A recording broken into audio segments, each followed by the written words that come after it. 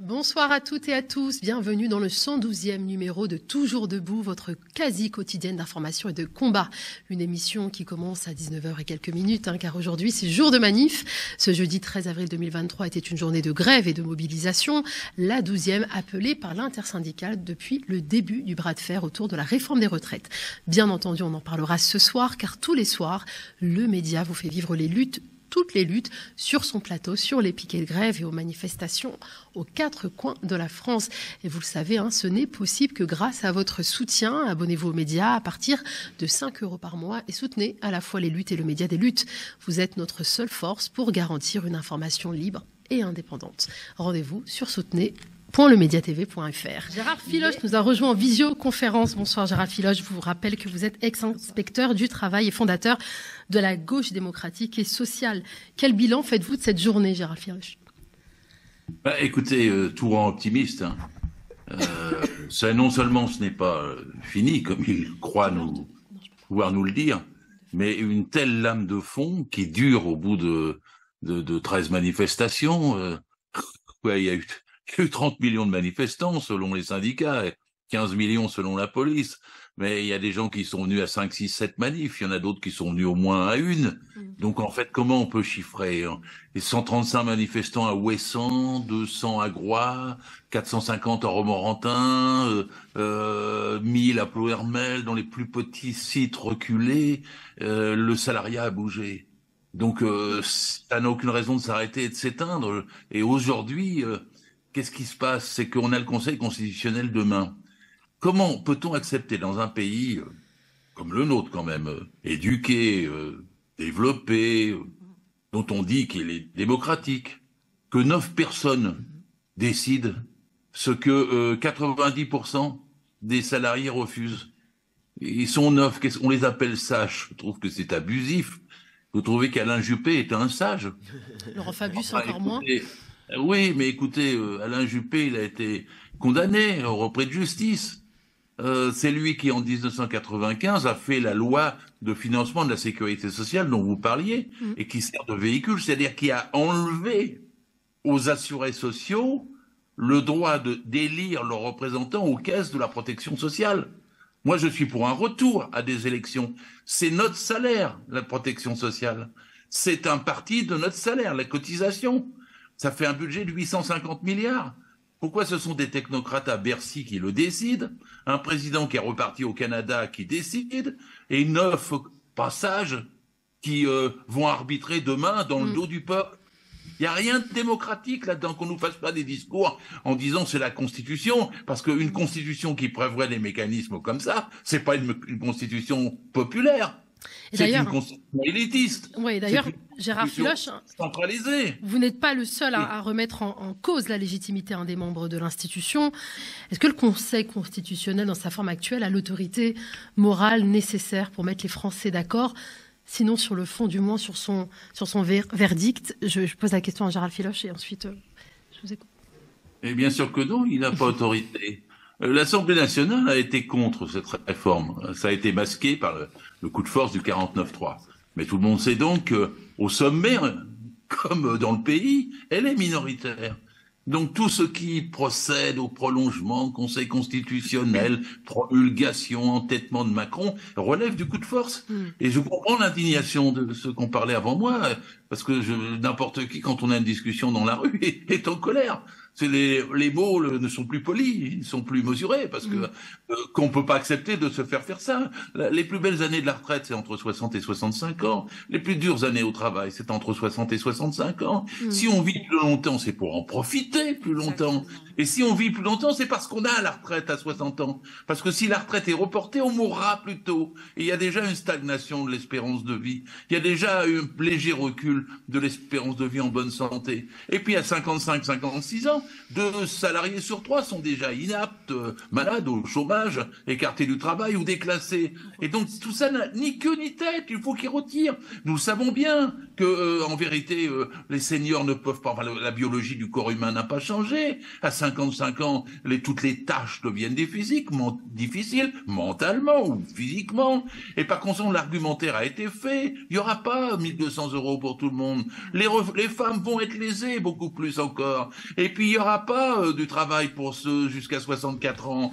Et puis, enfin, tout a été démonté. Les gens sont convaincus que c'est faux de A à Z. Pourquoi la hausse s'entête-t-il?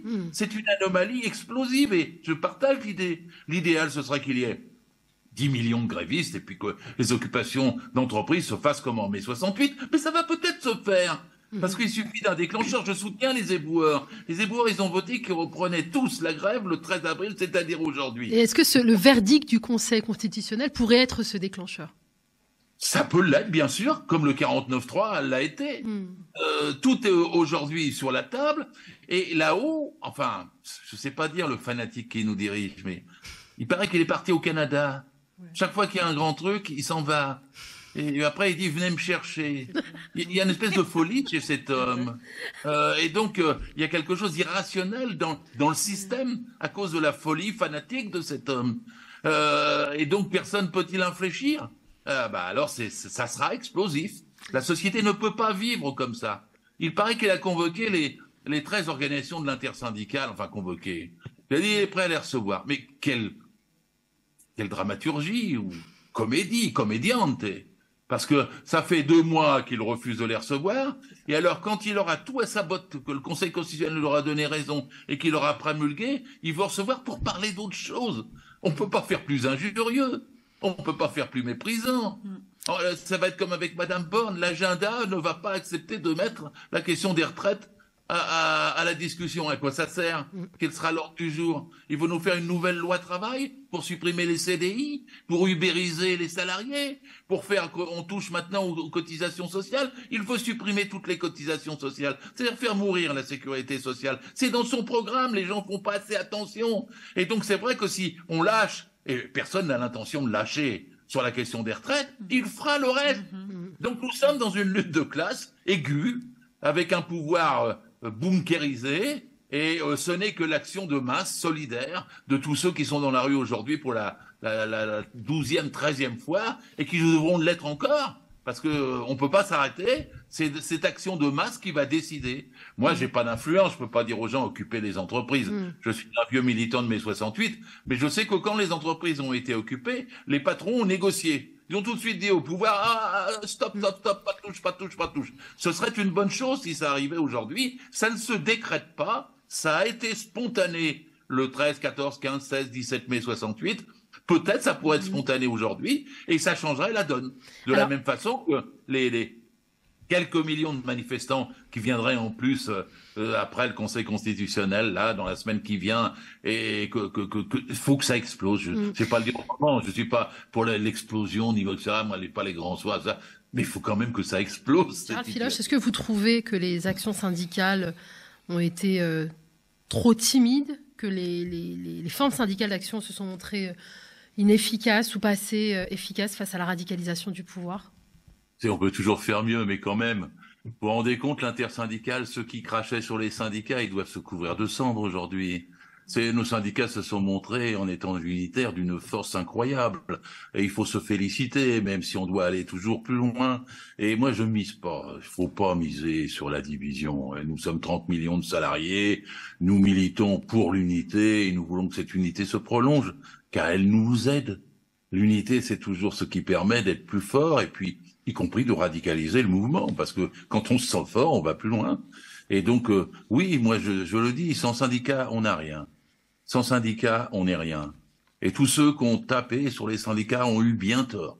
Alors maintenant, il y a des syndicats, sont pluralistes, des syndicats un petit peu plus, excusez-moi, un peu plus droitiers que d'autres. Mais c'est pas à nous de les rejeter ni de les pousser, c'est à nous de les attirer tous, ensemble. Et donc, j'ai entendu dire des tonnes de choses sur la CFDT, mais il y a quand même 600 000 adhérents, c'est une partie du salariat, c'est une partie d'entre nous. Et donc, le fait qu'ils aient été entraînés dans ce mouvement, c'est déjà tout à fait considérable. Et ce qui détermine l'accord ou pas des dirigeants de l'intersyndicale, c'est la force du mouvement à la base. Celui qui romprait parmi les dirigeants cette unité-là, il le paierait très cher.